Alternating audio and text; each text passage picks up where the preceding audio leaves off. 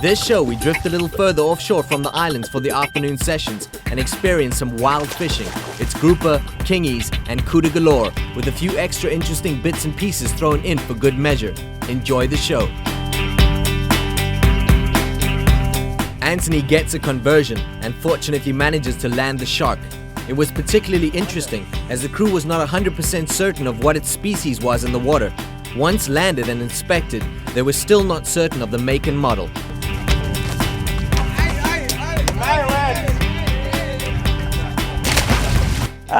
Yeah, I suppose it is pretty much what we expected. You know, people tell you, Madagascar, when you come up here in the north, it's really wild. That doesn't mean that you're going to catch fish for hours and hours on end. What happens is you'll sort of look around, you'll scratch a little bit for an hour or two, but you'll have like these half-hour to 45-minute sessions where it's just absolutely wild and you just hook fish all the time. And especially when you're fishing up and down, there's 4 of us jigging, or sometimes even 5 of us jigging at a time, and you've got 3 fish on.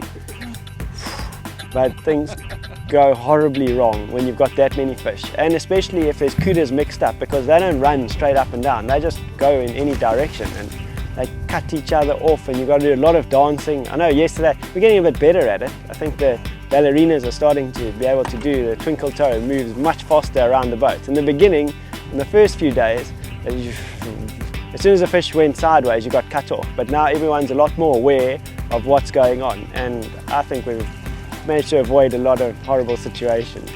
Oh, look what we got now. Hi! Hi, Babu! What is troubling this fella? Once more jaws has got it now.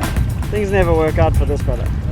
As the late afternoon arrived, the fish continued to feed like crazy, and the crew were making the most of the fading light.